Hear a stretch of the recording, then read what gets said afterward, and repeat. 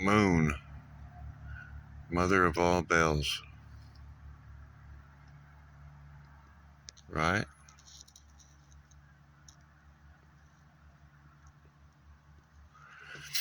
There she is. They shot a rocket at it and it rang for a long time, like a bell. It's moon through pine trees, right there.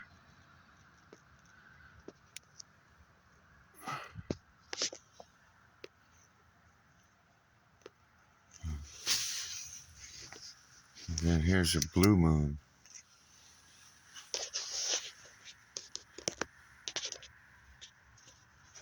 Blue moon.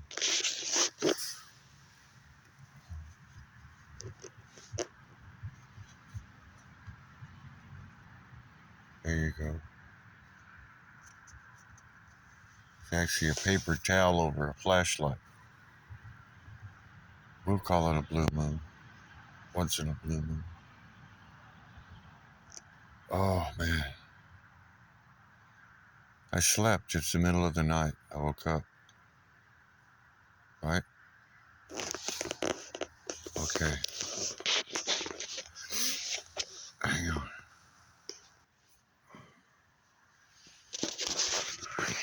Okay, I don't know if you can see me or not, but the reason I'm not afraid of the moon, the fake moon, the bell, I think it's a spaceship. I think there's some dudes in it. I think it's constantly illumined, and there's a dark something that passes by and creates all the eclipses. That's just what I think. You know, nobody cares what I think. Because everybody's got their opinions, right? Well, the reason I'm not afraid is because I know the incomprehensible Father transcends all form, formless, pure consciousness that transcends all finite consciousness, all form. Then we're getting into quantum physics. That the Father is in, the incomprehensible Father is in all form. Therefore, I'm in all form. Therefore, I am of the Father. Therefore, I am indestructible, infinite. The only question is, am I afraid to be infinite? Or do I have to continue to want to stay in form, or want to be in this form, or want to be in this ego and this karma and this past lives, be proud of my form, you know?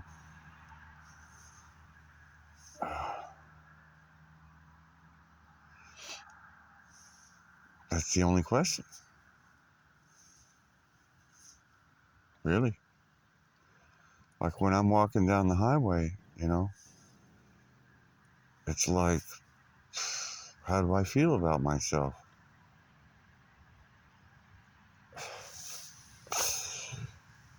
It's like, oh my gosh, it's so egoic. It's such an egoic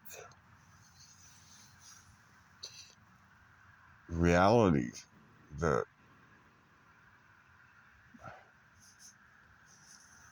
and the ego screams, you know, against drinking your own urine, for example, or diving in dumpsters, or, you know, asking for help, or a cup of coffee, or whatever. I'm lucky. The only way, and the reason that, well, I lean on my ego and say that I'm doing my job, which is teaching, these higher realities, and that justifies my asking for help. Because I'm still in form, I need all that, and if you don't ask, then you could sit there in this country anyway and starve to death. There's other countries that recognize Sadus, and they won't let you starve to death. Depending on where you're sitting in America, you might starve to death. But I got hope for Americans that they really do.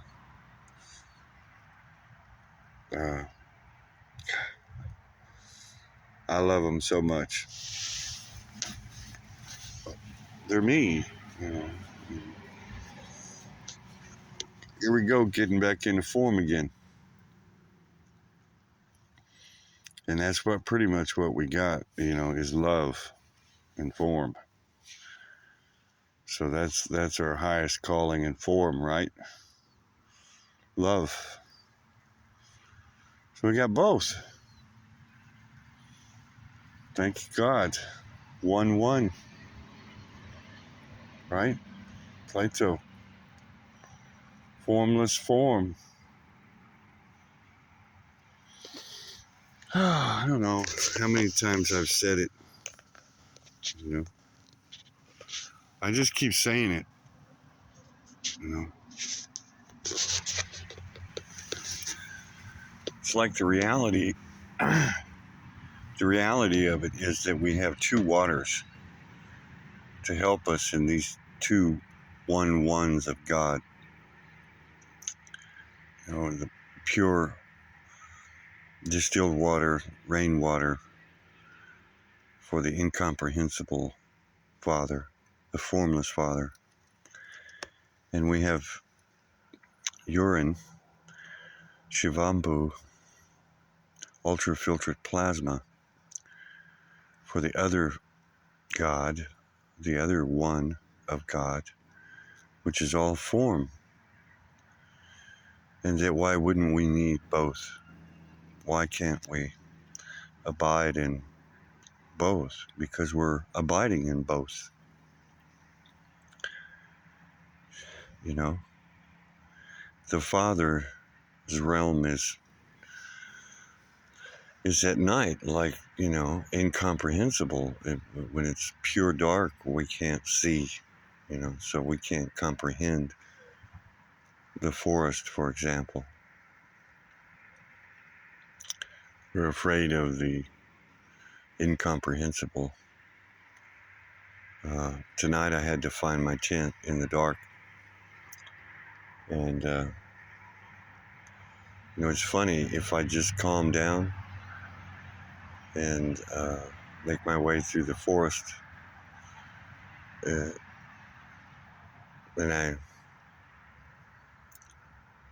I'm okay, you know what I mean? But then, if I can't calm down, then I get scared and I'm lost, and I'm in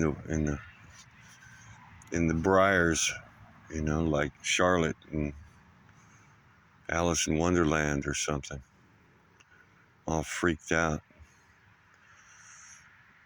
Anyway, tonight I read on, I think it's the Voice of Wisdom channel on YouTube, and he's talking, he's reading out of Autobiography of a Yogi by Paramahansa Yogananda. And he is describing Asparsa yoga. Paramahansa Yogananda is in his book on chapter 26. Unbelievable. It's like, wow. If you've got that book, read chapter 26 again. It's as good as a Asparsa yoga description as I can give. He's even mentioned Shankara and all the masters. He didn't mention Guadapada in the Manduka Karika, but very few people have until Colin Cole wrote his book Asparsa Yoga, but Ramana Maharshi quoted Guadapada on the Asparsa Yoga, and it's really incomprehensible. It's like, so the simple teachings of Ramana Maharshi, are sufficient because it's so incomprehensible that, I mean, what are you going to say, right? What are you going to do with that? What are you aliens up there in the moon going to do about that? The incomprehensibleness of all, the 4 or 5 masters in the dark that I saw in the storage unit when I had my Asparsa yoga experience, they told me, they said, do not worship us. We're just like you are. We're just not you. And so it was like, okay, but of the second one, of the one of God, the second one is the mother, or the all form. And how do you not worship form? By the help of the Father, by including all form in one. Then you essentially, uh, worship all of the many at once. So you're not stuck in a loop with the mother. She's the whole loop. She's not a piece of the loop.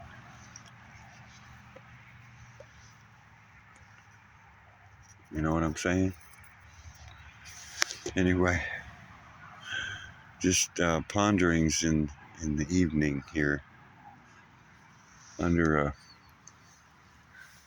a blue moon and